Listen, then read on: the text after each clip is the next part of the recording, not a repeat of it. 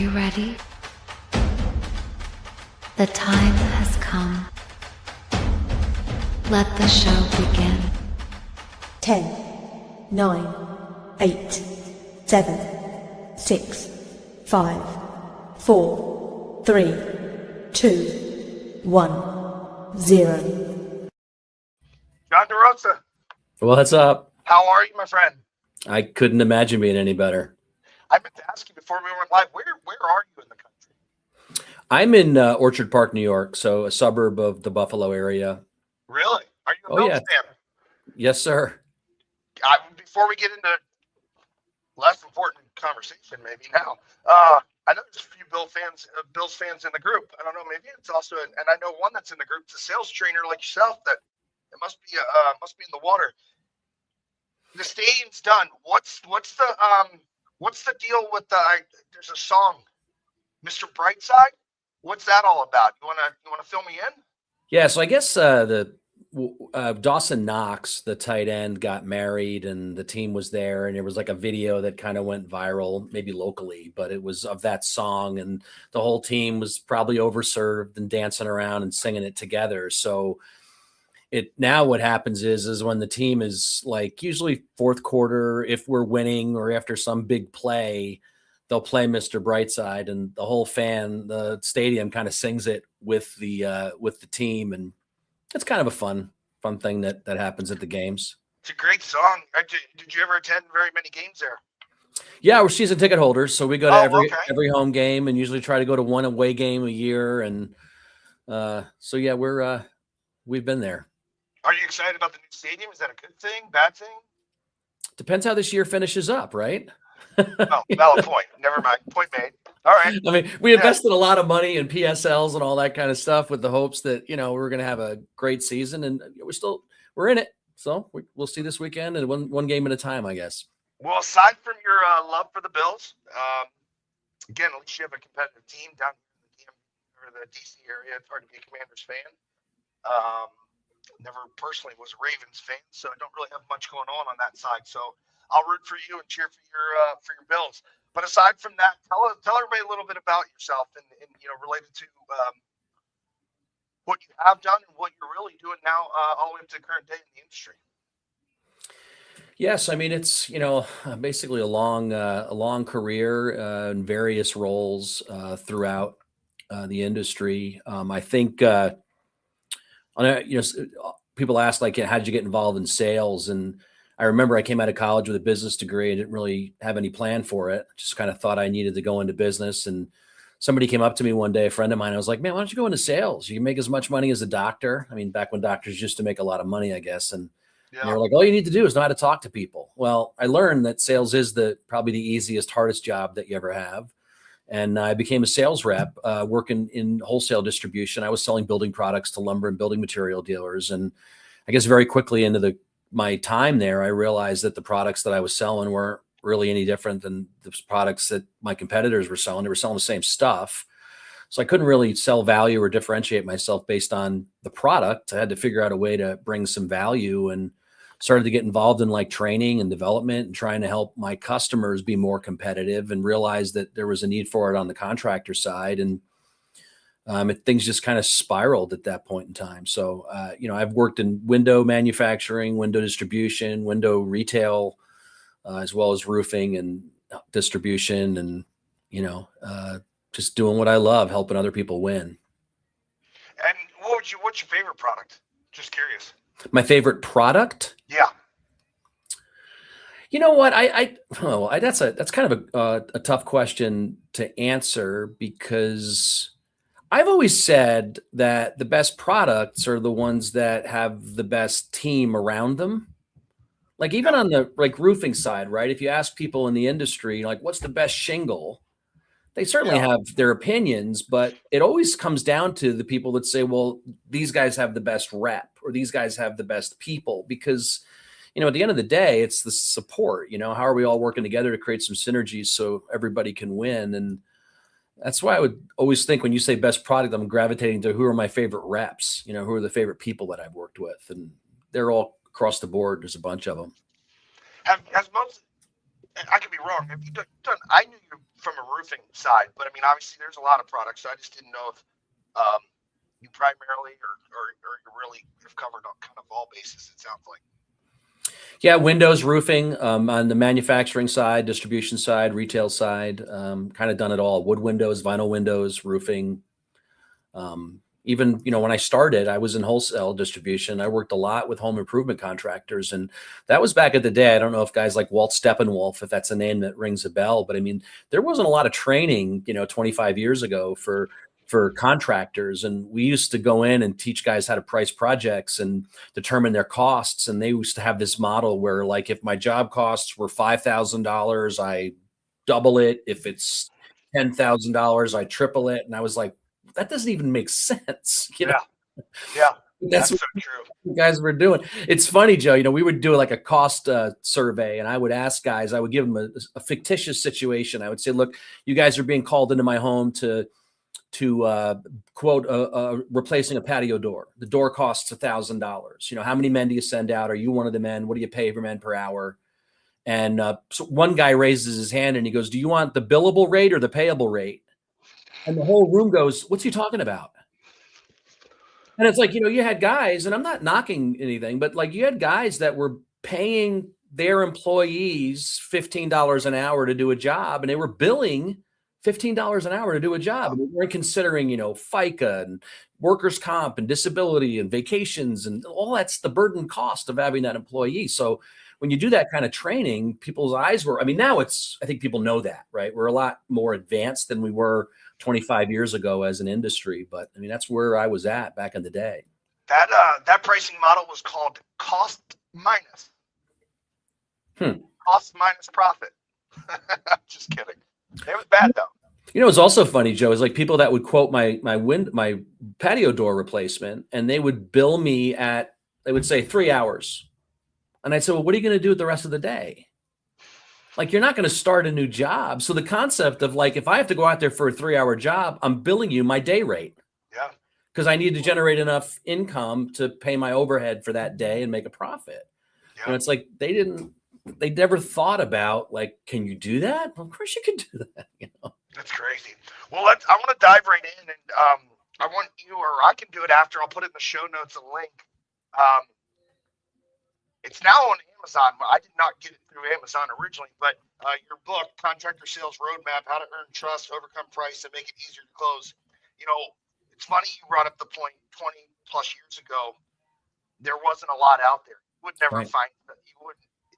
There may have been books, but nothing's ever been. There still isn't much that's tailored to what in home. One call close, direct to consumer selling, and luckily we're, I think, seeing more of it, which is good. And I mentioned to you a couple weeks ago, I didn't put it down. And I've been doing this a long time and obviously know a lot of the things that are in here, but it's good to, hear a different view and hear a different perspective. So I want to dive right in, not necessarily on everything, the book, because people need to get it. But what do you think is the biggest lie that sales reps tell themselves when they're not closing deals?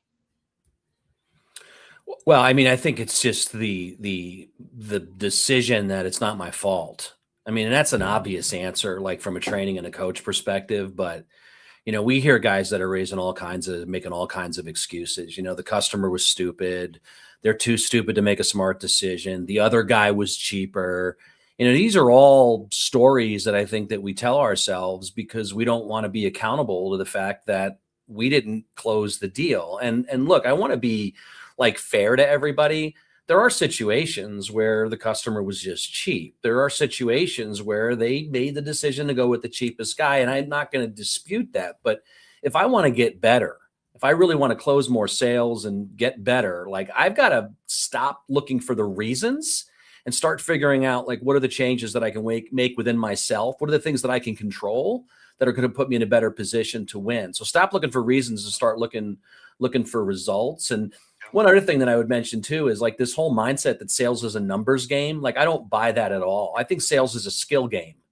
It's all about the numbers. Like, the numbers are critically important, but it's a game of skill. And if we resolve ourselves to the fact that, it's about quantity, then what we're doing is we're basically taking away all of our power. I am not in control. It's just based on how many doors I knock. And that's nonsense. Yeah. I mean, right? I didn't want to go into the book right away, but that's early in the book. You Is it said in there? that, and I was like, praise Jesus, because it's true, you know. But the other side of it is how many that mindset prevents guys that are good from becoming great, because I think we slow down when we look at the scoreboard. You know what I mean? Like, hey, I'm where I'm supposed to be. Well, who says that's where you're supposed to be? Just because that's the budgeted number, you know, it's based off of historic data. I mean, who's saying maybe you don't break the mold and become a 60, 70% closer, right? But no, I'm playing it as a numbers game and I stop at 40 or 50 because, again, it's good enough. So, yeah, or we get comfortable. We lie to ourselves to make ourselves feel like we're crushing it. yep. Like you'll have a guy in a market that's selling at a 25% gross margin and he's closing 25% of his deals and he thinks he's killing it. But meanwhile, there's guys in the same market that are at a 45, 50% gross margin and they're closing 50% of the deals. I mean, I run into situations where I like to use like the cost value report as a means to really highlight the fact that there are contractors in the marketplace that are selling at a real premium price. And every time I show somebody that, they go, oh, you're not going to get that in this market. And then I start naming names. Well, you got this guy, do you have this guy, do you have this guy? And they go, yeah. And I go, they're selling at those prices. They're closing more deals than you. And I'm not doing that as a means to pick on people. I just want us to stop setting the bar low. Like we need to set the bar high. And I think that, you know, because what winds up happening is we allow ourselves. I mean, I put a post out recently on Facebook that talked about how people want to defend the fact that you have to discount to close deals. And I have people that go, man, I've been doing this for 25 years. And if you want to close a deal, you got to give them a discount. Well, you're deceiving yourself if you think that's the case. That doesn't mean I've never given a discount. But don't tell me that the only way to close the deal is to give a discount, because if you tell me that, then I'm telling you you're doing it wrong. I saw that post. I try to, you know, I can't recommend enough aside from the book. That's the other benefit. Like, it's a little different from the topic, but I want to drive this point home because you'll also see this where there's no reason to be a sales rep in this industry any longer with people and resources like John DeRosa that post awesome content. Like, I don't care if you work for the worst company that has zero sales training, you know, or zero this. If you want to succeed in this business, there are pros out there that are teaching and putting up content. Yours is almost daily. And the thing I like about it personally is their video, you know, of real life situations. There's one really good one that they're all good, but there's one I just sticks in my head. I shared it with the team when you were talking about Ford, the difference between buying a truck and having, you know, versus putting it together, the parts and pieces in the driveway, right? And delivering here's your new truck, and it's in boxes and skids, and you know, and it really is no longer an excuse. I mean, again, when I started, there was websites there was no information. Everybody was hiding everything close to the chest. If there were retail companies, they just wanted you to call and set a lead. So that was that reason. Just there was nothing. Maybe a brochure from the manufacturer or the distributor, but there was no product knowledge information out there. There was no real training like you see now, and just the amount of content that's out there, some good, some not so good. It really is no longer, back up to the first question we talked about, there is no excuse not to be or to be able to elevate your game in this day and age. But I just wanted to bring that point because, again, your videos are almost daily, it seems like lately, and they're awesome. Well, thank you. Yeah. Touch on a key point that's very real. Well, and I think the other thing that we can't not talk about, right, is the fact that a lot of the challenges that we see with salespeople, the salespeople should be accountable to trying to find ways to be better. But I also think that ownership and management needs to do a much better job of setting a minimum expectation and holding people accountable to those numbers. And I think that what I've seen is, and this is just my experience, right, that there's a lot of business owners out there that really aren't comfortable with the sales game. So they're just focused more on the operations. Like, that's what I'm going to do. I'm the ops guy. You guys go out and sell. They think that selling just something that happens in the background. Like, I think you've got to let people know this is what you expect, and give them that minimum expectation. You've got to set a price. And look, I did a video years ago that said, the top 5 reasons why sales reps close or cut price. The number one reason why a sales rep cuts their price is because they can. Like, if you want them to stop cutting price, take away their ability to do it. I mean, they're going to bellyache. They're going to scream and holler and tell you that they can't do it, but they'll figure it out. We saw that. We see that the one-day bath industry, when companies first get into it, they want to, occasionally they'll want to sell something outside of the wet space. And, leaders, owners, they're like, we couldn't get the deal unless we did the toilet or we did the vanity, right? Or something, right? And it sounds like it's, and that really wears all their first service call when that toilet blows up in the middle of the night and your profit goes clear out the window. But we advise them, just don't put it in pricing. What do you sell? Whatever's in pricing. Is there a price for it in the book, in the system? No, then we don't offer it. And they're like, well, we're not going to get this job. Okay. And you may have one in the beginning that you have to walk from, but it quickly starts to change the standard. But it's the only way you're going to fix it. Like, and that's just a specific example around product. It's the only way you're going to fix it. It's just allow it. I also want to stress to owners and managers too that I don't think that training is necessarily the answer. I mean, I always like to tell the story, right? I mean, we all can hopefully relate to the thrill of teaching your kid to ride a bike. I mean, it's probably one of the greatest things you get to do as a parent, right? But you didn't do it with PowerPoint. Like, you didn't show the kid a video and then say, watch this, now go outside and give it a shot. I mean, they would have gotten hurt. Like, you were outside running alongside of them, and eventually you let go. And when they fell down, you ran over, picked them up, told them, here's what you need to focus on. You got this. Put a little dirt on it. And then you got them on the bike and made them do it again. Like, that's what we need to do after the training. I could come in and do 3 days and be awesome, right? Let's just assume it was awesome. But nothing's going to change unless on the 4th day, the manager is coaching and holding people accountable to the things that they were trained to do. That's why the training fails. There's no easy button. And I also want to suggest too, that for those of us that think that we've got it, we're the perfect salesperson. Like, how could you not allow yourself to continue to learn and continue to grow and evolve? I mean, you don't wake up one day and say, I'm the best salesperson. You're always growing. You're always getting better. There's always a new idea. That's how we grow. That's how we get better. In your experience, and this, you may have kind of just answered it. So if it's the same answer, so be it. But if you were to walk into 10 different companies, in-home sales teams tomorrow, or obviously not all in one day, but you get my point. What's a common mistake that you'll find in almost all 10? Well, I think it depends on the results. Right. I mean, I think that, like, if I could narrow down like what I see to be the most consistent problems that get in the way of sales effectiveness.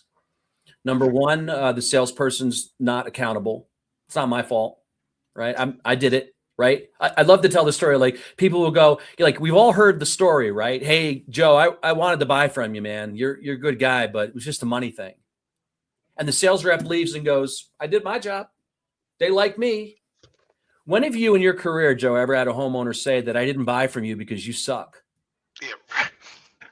Right. When did they ever say that? When did they ever say, I'm not buying from you because I don't trust you and I don't like you? I mean, we got to realize that we're the least trusted business type that consumers do business with, bar none. And you've been in their house and you know where they live. They don't want to make you mad. They don't want to hurt your feelings. So number one, I'm not accountable. Number two, there's no process. It's like sales reps are just allowed to go out and just kind of do their own thing. And I'm not trying to take away anybody's personality or style, but I think that you need to provide steps or structure or a roadmap that will allow them to put them in the best position. It's a recipe, right? You know how to do the recipe, but you can do it with your own style. One of the other things I see is that we don't do a good enough job of telling a company story. Right. And by the way, the companies out there that have done a good job of developing a company story, they have no mechanism to see whether or not the sales reps are doing it properly. which why there's technology out there today that's amazing stuff that I would strongly suggest that we buy into. Look, you need to create a differentiate. You need to differentiate your business in the mind of the consumer or the homeowner to the point where they're saying, man, I don't care what materials you're using. I want you to be my contractor. Joe, I'd be crazy if I chose anybody other than you. Well, how do they get there? Well, they get there by us asking questions up front to determine their wants, needs, fears, and concerns. And then when we deliver our company's story, we connect the dots back to the things that they told us that they wanted and they cared about.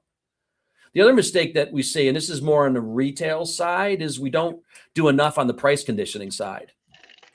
We have prospects that watch Property Brothers and think that a roof should cost $8,000. A kitchen should cost $10,000. And now I've got to go in and I've got to drop my $25,000 price on them. And that creates shock. We need to find a way strategically to make them think that it's going to be significantly more than it actually is. Like, I want to do such a good job that when I give them my number, they literally go, wow, I thought it was going to be more than that. Yeah. And if you don't think that's possible, you're fooling yourself. The other thing I would say is I don't use financing properly.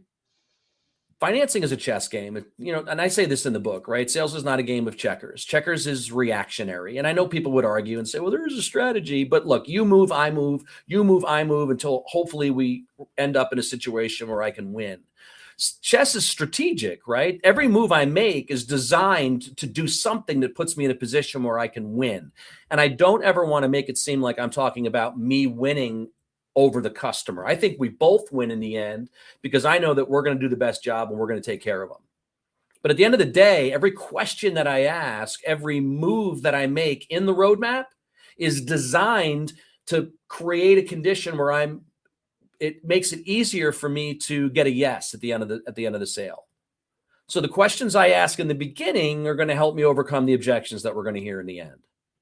And I just think, go ahead. I want to jump in. I just want to, because I agree with you, but I also want to make sure whoever, as people listen to it or listen to the replay, price conditioning. Again, it's been, let's just call it 10 years, maybe got everything with pre-pandemic. So let's say 8 years. You and I, you presented to our sales team with roofing at the time, and I just remember something that I had never done to that point, probably was second nature to you, but you had taught us, and I could have this wrong. It has been 8 years. We would show pictures of finished roofs with monthly payments highlighted at the top of like an actual project. I could be botching it there. Yeah, so I just had an idea, and I think it's a good one, right? And I've always struggled. I don't know about anybody else, but you ask people for testimonials, which I think are very powerful, even today, right? We need social proof. Everybody promises they're going to give you a testimonial, and then you got to waterboard them. Hey, did you write it? Did you get it? So what I would do is I would just create like an 8.5 by 11 sheet of paper, like in PowerPoint or Word, and I would put a 5 by 7 box in the top of it that would hold the picture. And then I would put my logo in the bottom corner, and I would hand the homeowner a note or the page when I was doing my final walk or whatever it was. And I would say, hey, did you have a good experience? Would you write something nice about my company in the bottom? And they'd write a nice little note. You guys were great. Thanks so much. Would highly recommend you. And then I'd say, would you come outside now, stand next to my yard sign so I could take a picture of you in front of your home? And they'd say, I don't want to do that. I go, come on. I've seen you on Facebook and what you're doing. You can take this picture. So they take the picture, thumbs up. And then I print the picture right in that 5 by 7 box on the page where they wrote their handwritten testimonial. One of the things that I suggested is that you put today's price of that project on the picture so that as you're doing your inspection or your walk around or whatever you're doing, you can give the homeowner this book, the prospect this book, and they could leaf through it and see all the happy neighbors that you've worked with, but then they can also see the pricing. And that will get them to that. What price anchoring is, it's like a cognitive bias that basically says that people are going to rely on the first piece of information that they see when making decisions. And they're going to base all that information on the decision. So if I'm showing them the projects in the area that I've done that were $18,000, for example, and then we get into the product presentation stage and I'm giving them options and I'm letting them fill their shopping cart with options, as they're filling that cart, that $18,000 anchor price now in their mind is becoming significantly more. So now when I get to the point where I'm giving them my proposal, they're thinking and they're scared. And by the way, Joe, that's a great thing, right? And I'm talking scared. I'm not saying we're using scare tactics, but I want the customer to be so dialed in on me as the contractor of choice that they're thinking, man, I really want to use you, Joe, but there's no way I'm going to be able to afford all this. Yeah. And then in the end, if I can just make it affordable or make it less than they thought it was going to be, and that's where financing comes in. If they think the project's going to be $25,000 and I say, Joe, we can do all this for $18,211.16, and I can get you payments as low as $239 a month, like they're relieved, right? That's the goal. You brought up a great point with anchoring, and a good friend, he's in the group, Alan Langer, talks about it. Anchoring's really cool psychological thing, because even if somebody doesn't, let's just say I'm looking at it and I go, this is crazy, this price. I'm looking at your book, I'm leafing through it. You can't prevent the anchor from being set. It happens no matter what. So even if somebody slams the book and goes, I would never pay this, the anchor's set. It doesn't make a difference. It's really cool to read up on anchoring. And when I finally did that in my career, I was like, it makes sense versus quote unquote just price condition. It could be as simple too as, when you're done establishing the need commitment, which is something that I think is very important and a lot of guys don't do, right? Homeowner invites you in, says, hey, I want to quote on some new windows. Like, we need to learn, like, what's going on with your current windows? Well, they're hard to crank and they feel kind of cold when I stand next to them. Well, what I need to do is I need to take that little problem and I need to blow it up into a bigger problem to create a sense of urgency that compels them to want to do it now. Right? So once we get done establishing that need commitment and they say, no, John, this is actually worse than I thought it was going to be. I really need to do something. I'd say, great. What kind of research have you guys done on this? And they'd say, well, we've kind of done a little bit of research. I'd say, okay, look, just so you know, for a project like yours, our prices, we have some customers that pay as little as $18,000. We have others that pay as much as $30,000, but you're looking about for somewhere in that $20,000 range. I'm just throwing a number out there. Now, granted, they're going to get a little uncomfortable. They might be a little bit shocked, but we qualify that by saying, just so you know, we're going to do everything we can to make sure that this is affordable for you guys. But this is what we're looking at. I'm getting them comfortable with it, not comfortable with it, but they're mentally, they're checking in on a higher number. Yeah, no, what you also brought up financing a couple times, and which I couldn't agree more.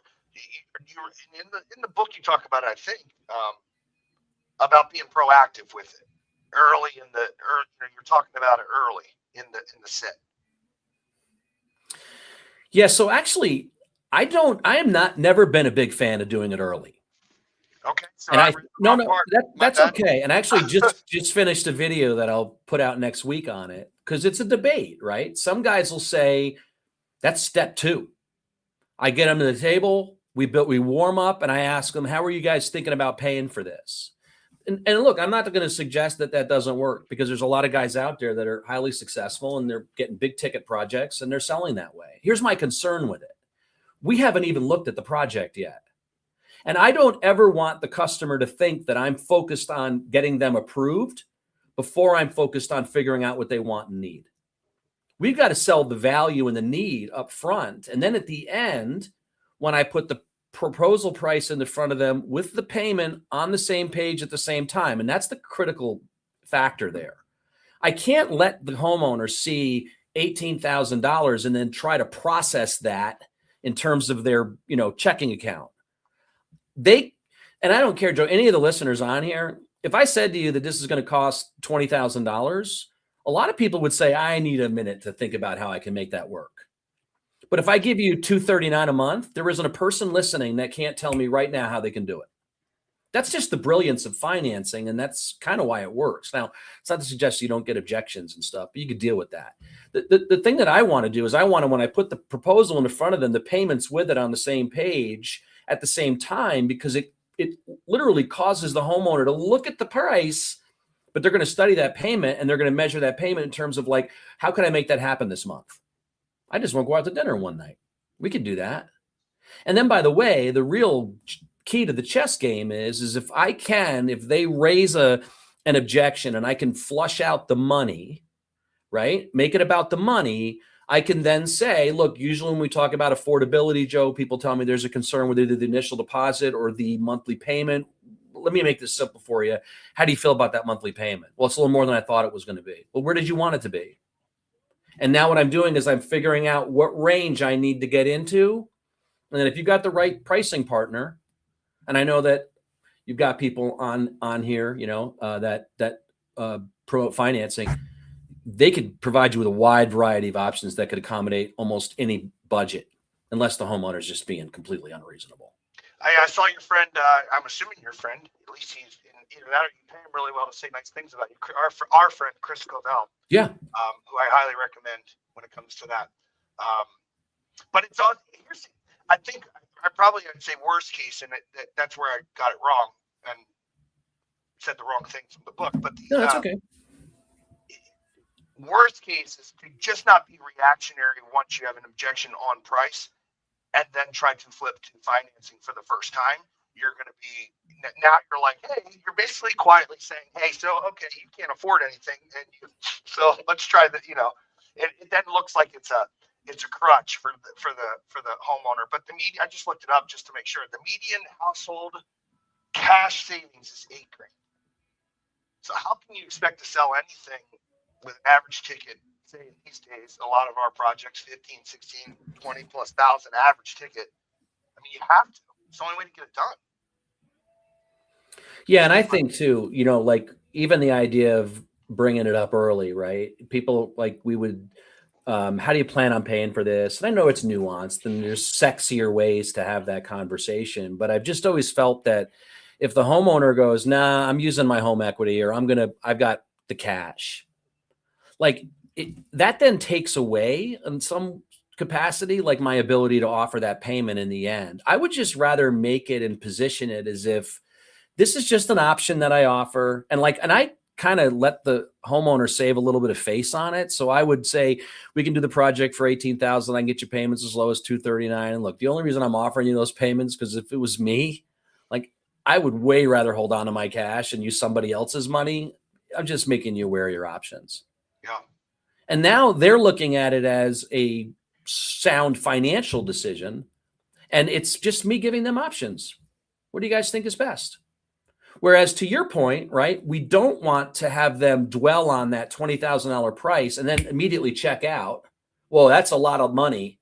And then we jump in and go, well, I could finance it. You've already lost them. Yeah. Because they're thinking, I don't know how to process $20,000. I need to talk to other contractors. That seems like a lot of money.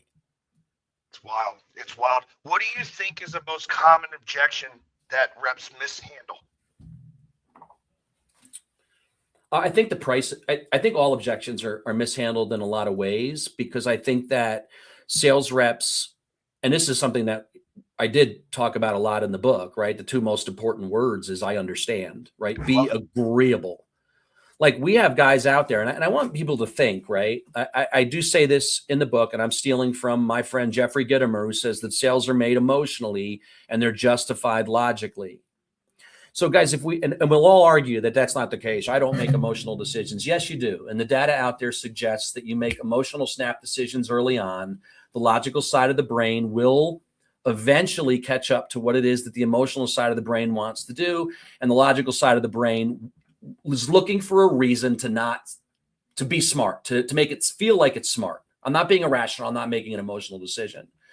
So what happens is when the homeowner raises an objection, a lot of sales reps try to respond with logic.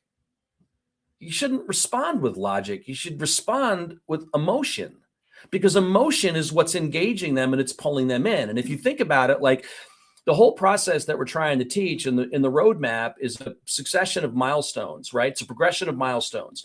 Do they recognize, did I get the need commitment? Do they recognize they have a problem and are they committed to solving it? Did I get the company commitment? Do they believe in my company and think we're a good choice for the project?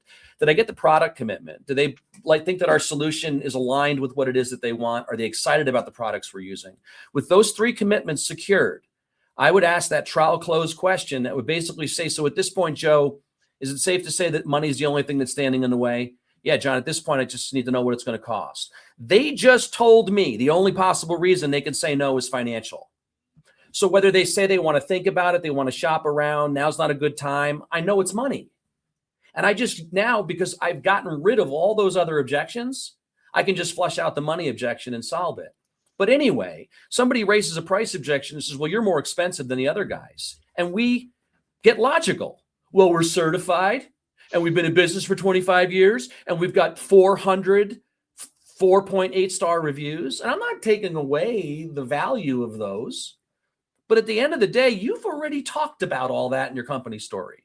At this point, I just need to cater to the emotion by saying, hey, Joe, I understand we're more expensive. Like, we're never going to be the cheapest. But look, I mean, if you were going to put both estimates side by side, if we were the same price, I mean, who do you feel would do the better job?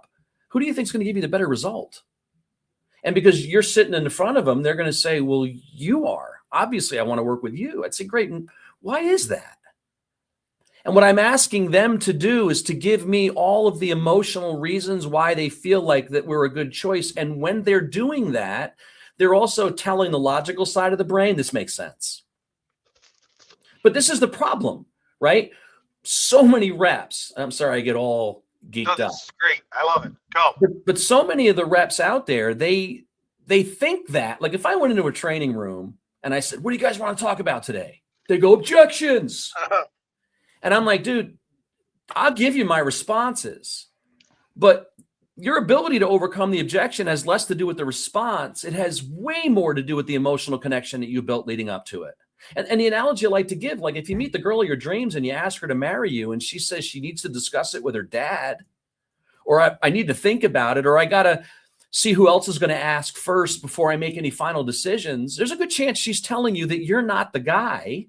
And I would argue that there's no silver-tongued response that you can come back with that's going to compel her to want to put the ring on her finger.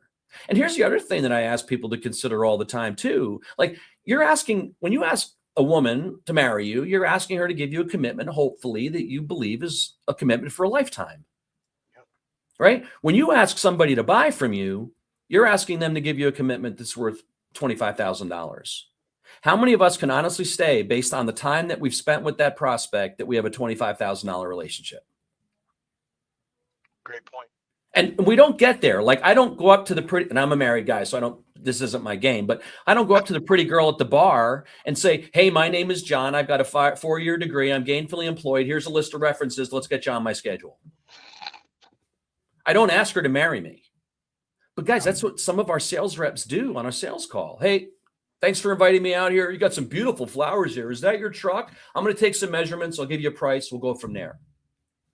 You're dropping a $20,000 price. They don't know anything about your company. They don't know anything about the product. They might like you, but they don't have enough to base it on. So when I put that question in front of you, Joe, and I say, look, if both estimates were the same, like who would you want to use?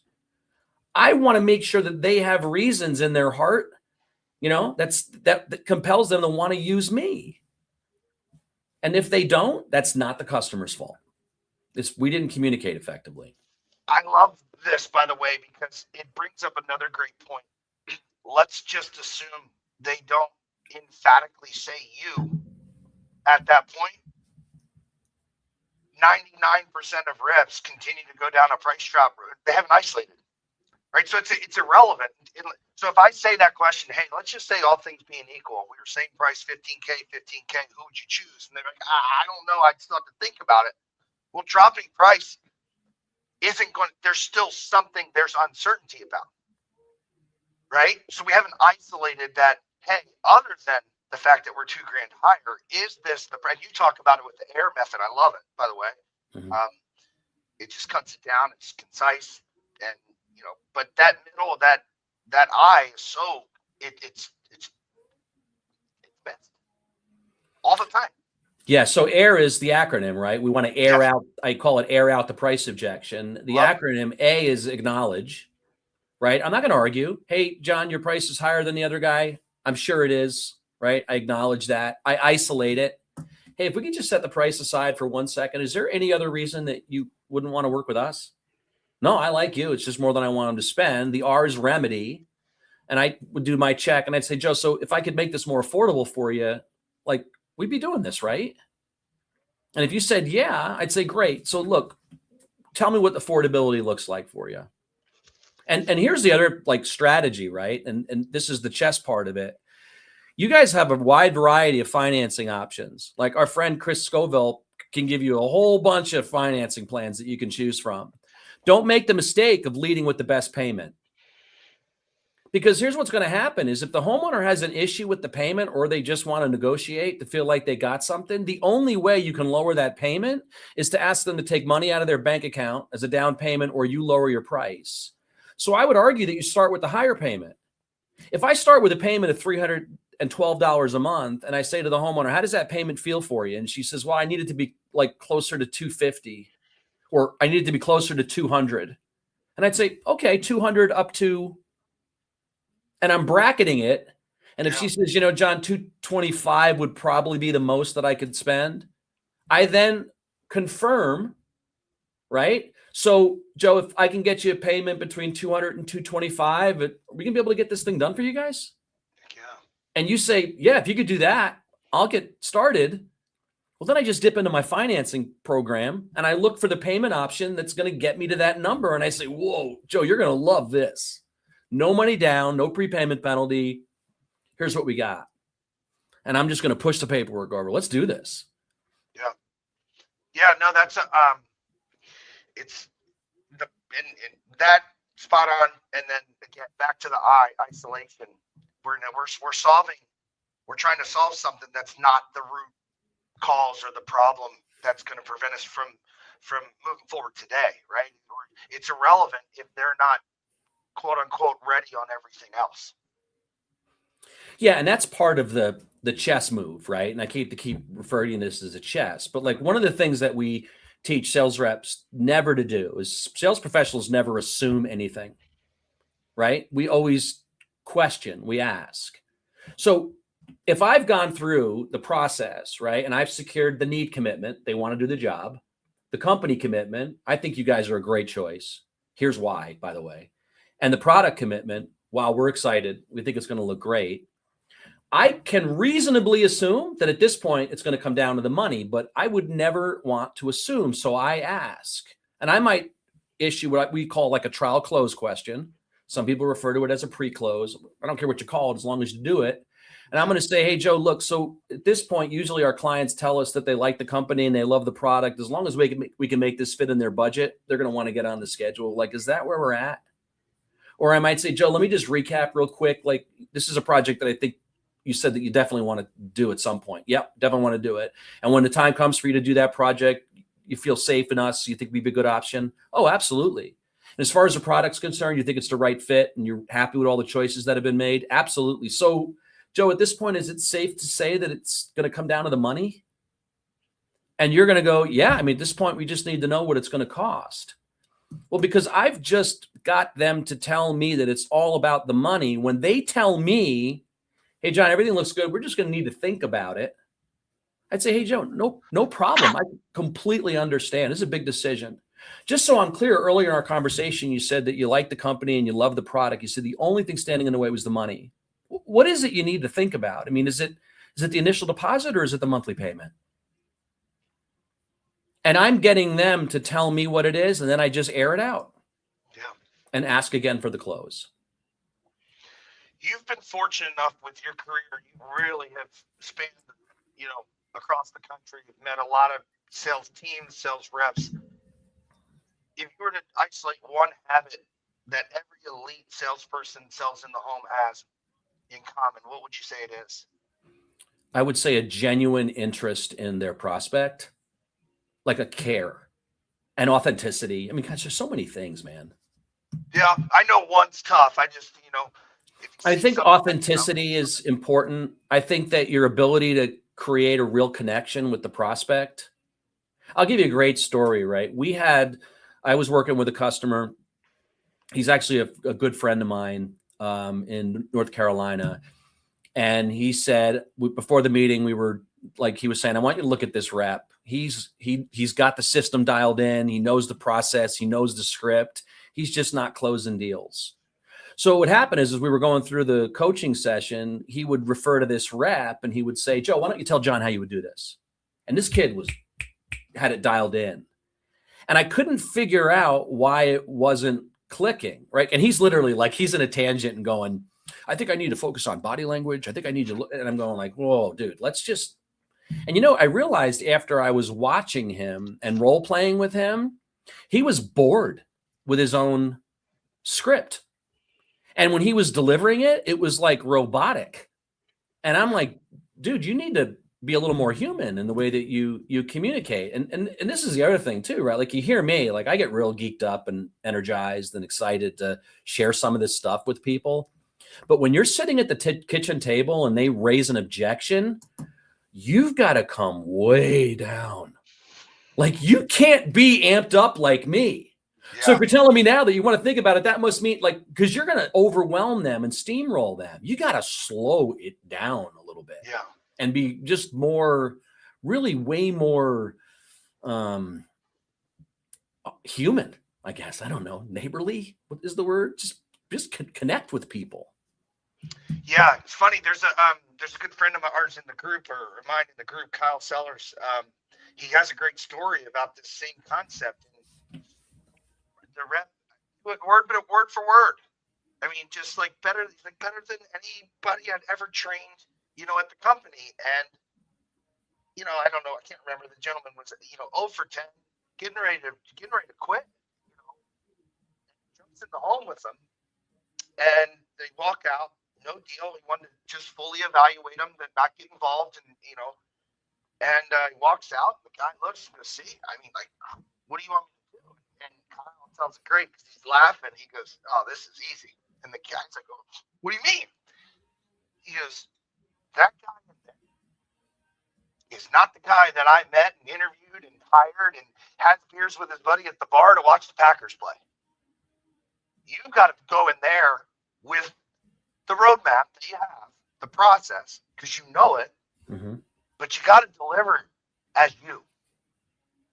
Not anybody else, not any, you know, whatever. And it turns his career around.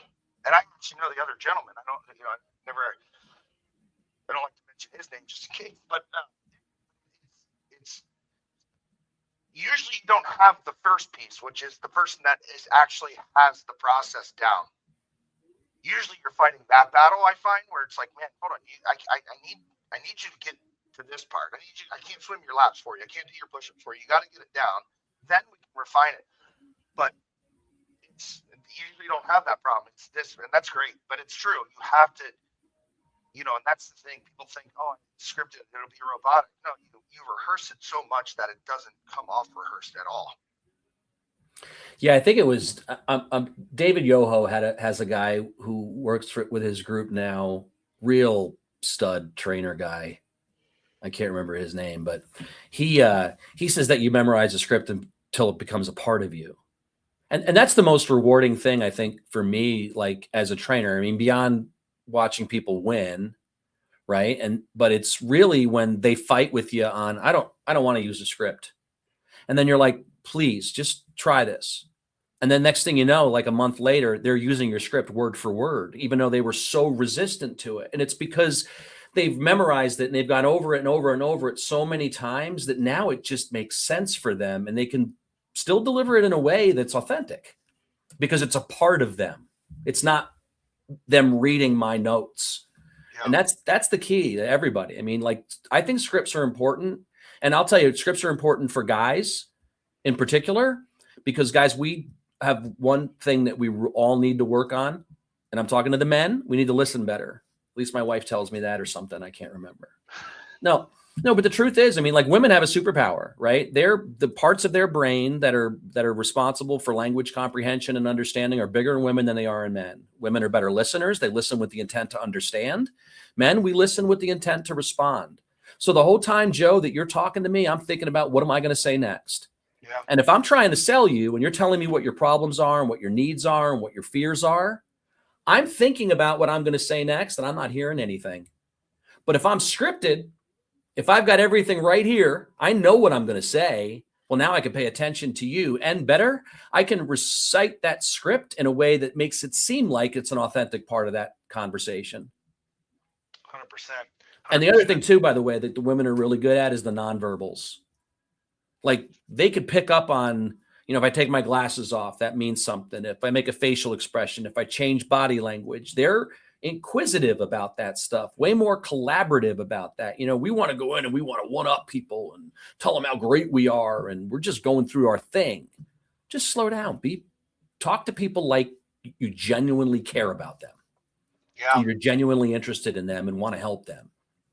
I'll never forget. There's a lady in the group. She's one of the best in-home sales reps I ever met, and now grateful to see she's an amazing sales leader, Mary.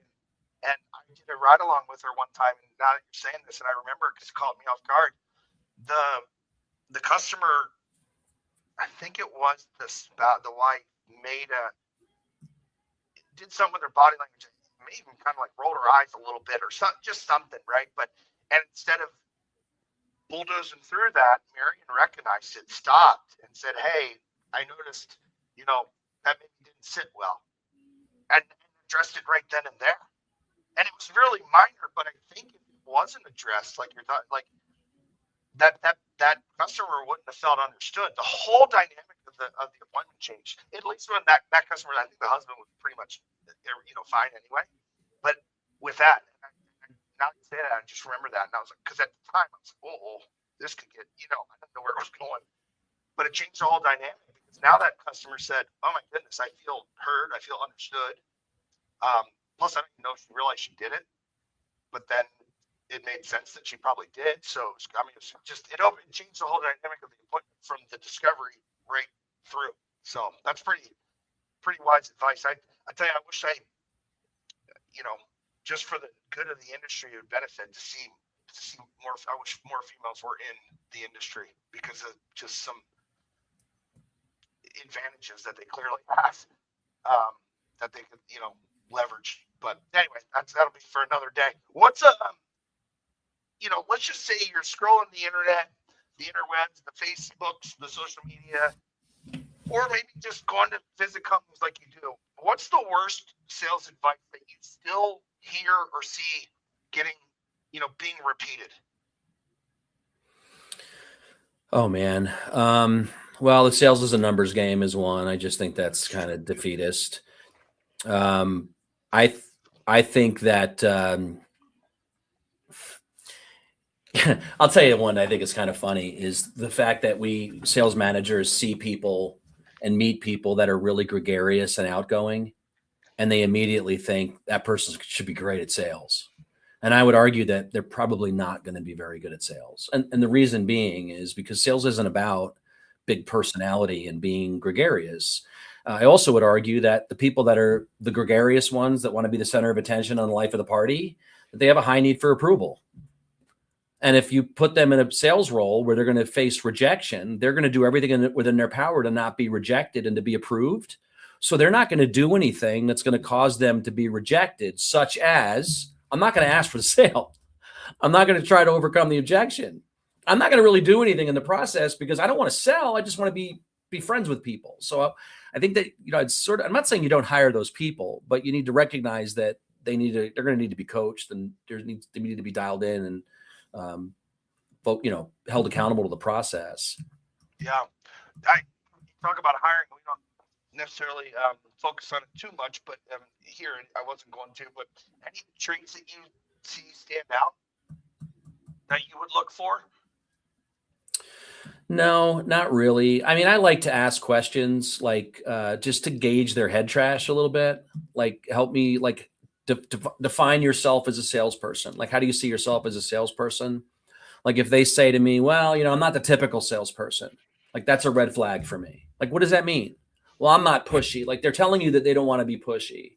And look, I don't ever want people to be pushy. Like my process and system, I think I go to great lengths to say it's got to be about the prospect. Everything I do is about helping the prospect make the best decision for them, which I do believe happens to be me, but it's all about helping them. If sales reps go in with a mindset where it's like, I don't want to be pushy, they're probably not going to do anything that they think is going to be perceived as pushy, which means I'm not going to ask personal questions. I'm not going to try to overcome the objection. I'm not going to ask for the sale. I don't want to do any of that stuff. I'm just going to show up and I'm going to hope they jump in the shopping cart. And that doesn't really happen. I ask people things like, do you think it's more important that your customer buys from you, or do you think it's more important that they like you? And some people will say, well, no, it's more important that they buy from me. And those are the people that recognize that they do need to like me to buy from me, but the goal is to get them to buy from me. The people that are worried about being liked, they're going to be a challenge for you guys. That's a good point. That's just what I think. No, I think it's spot on. If now for the sales managers that are in the group, what's one thing? So they have we all have them at some point, but you have a struggling rep. What's the first thing from a sales manager perspective you would have them do or advise them to do? Well, one is set clear expectations and make sure that everybody's accountable to all those expectations. One of the things that I like to say to do, and it makes some people uncomfortable, is, there's a lot of businesses that I'm sure are out there where they've got the big board in the training room with all the numbers on it. And then the sales reps come into their weekly meeting and they see their numbers on the board. I don't like to have them walk in and see their numbers. I want them to get up and write their numbers on the board for everybody to see. I can hide from my number. But when I have to walk up in the front of the room and I know that the expectation is that I need to knock 20 doors and I need to convert 40% of my leads, for example, and I write down that I only knocked 5 doors and I only converted 10% of my leads, that's going to make me extremely uncomfortable. I'm either going to want to correct my behavior so that I don't have to look like a loser, or I'm going to leave because I don't want to have to feel uncomfortable about my lack of results. And at the end of the day, I think both situations, the company wins. I'll tell you one thing, Joe, that's always amazing to me. And I don't like it when it happens, but when it happens, it's a good thing. I could be in a training room where I'm talking to people about sales and objections or whatever it is they want to talk about. And there might be a person in the room that's just negative on everything. Well, that's not going to work. Have you ever sold in this market? That wouldn't work here. And eventually what winds up happening is, and you'll get one person in the room who's usually the rainmaker. They'll step up and they'll say to that sales rep, why don't you shut the hell up? And the sales rep will go, excuse me? And that rainmaker will say, I'm in the same market you're in, selling the same products, going up against the same competitors, and I'm kicking your butt. Why don't you shut up and listen to what he has to say? Now, look, I don't ever want to be in an environment where people are like banging heads like that, but that's a sign. You've got one rep in the room who thinks that he's got to carry the load for the entire organization, and the manager or the coach or the owner is letting this other guy just get away with the excuses game. And it's funny is like after those situations happen, I always do a debrief with the owner and the manager. And they'll always say to me, what do you think of that exchange? And I'd say, well, what do you think of it? Right. And then they give me their take on it. And I will then look at the manager and go, why did he have to say that? That's your job. Yeah. And then the owner will go, yep. And then I'll look at the owner and I'll go, it's your job too. Yeah. It's not a spectator sport. Right. So Yeah. you don't allow this environment where people are getting like it was really funny. And I hate to keep going on these crazy stories, but I was in a local business, right? 3rd generation family business, really great family company, home improvement contractor. And one of the guys in the room was like, I mean, everything was negative. That ain't going to work. When's the last time you sat at the kitchen table?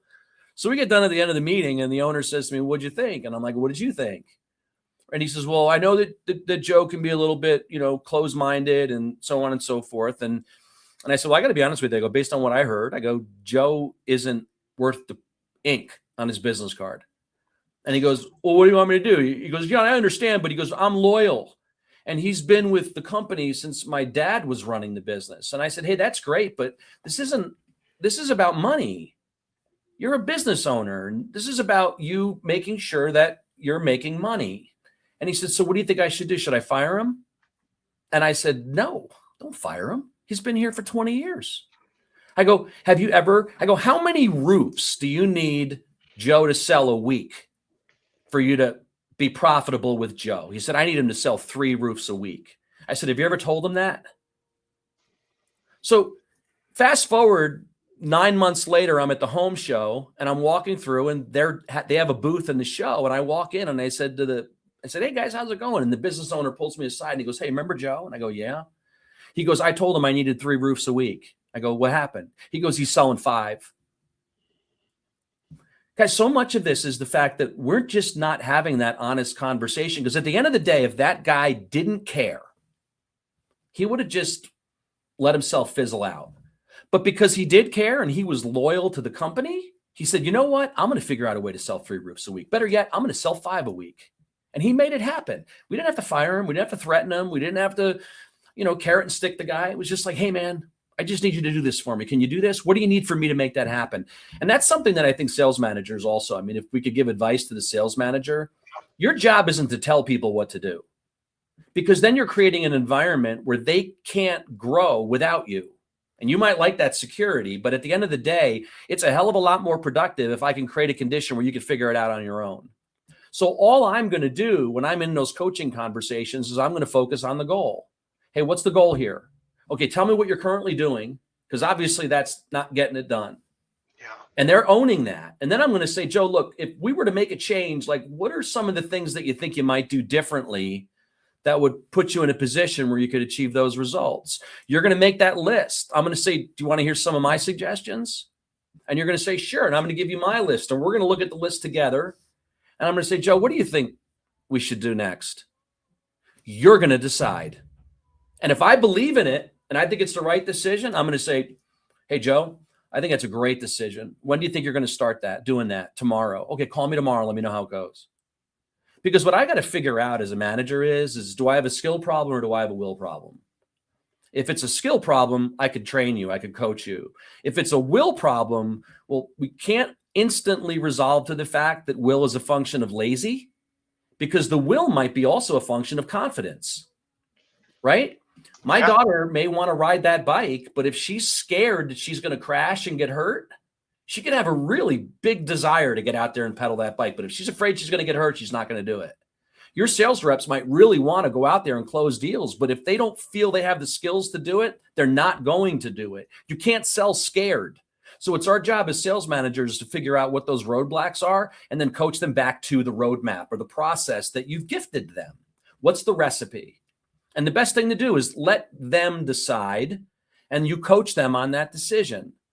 If you tell me this is what I'm going to work on, this is what I'm going to do, it's going to help me get to that next level, and I think it's the right decision, I'm going to say, man, go for it. What do you need from me? And you're going to say, no, I got this. Right?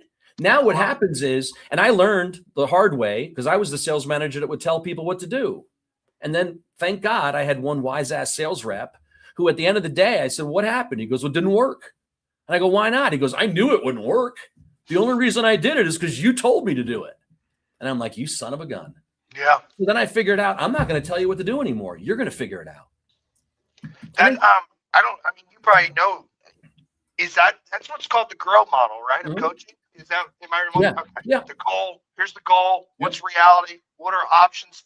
And then what's the way forward? Yep. Perfect. I love it. Okay. I thought that's what I just didn't know. Well, hey, we've gone over time. Last thing, someone listening to this that remembers only one thing from our conversation today, what should it be? Oh man, I would just say align yourself with a process and proven best practices that are going to follow a recipe. Put yourself in the best position to win the sale. The one thing that I would recommend, and I say this all the time, get into that habit of debriefing. We didn't really talk about this, but at the end of every single sales call, whether I won or I didn't win, just like when we golf, right? If the shot was great, I get off the tee and I go, whoa, how did I do that? I want to do it again. If the shot wasn't good, I'm going to stop and go, what did I do wrong? I'm going to focus on this next time. Always get into that process of debriefing and figuring out if I could do a do-over, what's the one thing that I would do differently that would put me in the best position to win? I guarantee if you do that consistently, you're going to be a significantly better salesperson because you're focusing on the things within your own power. You're not limiting yourself by the challenges, the real challenges that are out there and making those the reasons why you can't sell. You talk about it in the book, Mulligans. I love that story. Yeah. That was spot on. You don't have them in the home, but you can after. John, thanks so much. Real quick, what's the best way for anybody to get a hold of you these days? Yeah, I would just say send me an email, connect with me on Facebook or LinkedIn. You should be able to find me and send me an email. Okay. Do you post the emails or I put it on here? I'll get it in the show notes. If the one from the book that I had asked you about in the beginning, I'll put that in there, and I'll obviously tag you on this stream that's happening as we speak in the group. And obviously, I'm assuming people can message you through Facebook as well. So perfect. John, man, I appreciate your time. Thank you, man. This was fun. I mean, if you Thanks can't for tell, I get really excited about talking to people about this I stuff. love it. I love it. Till next week. Hope everybody enjoys this episode, and we'll see you soon. Thanks so much. Thanks, guys.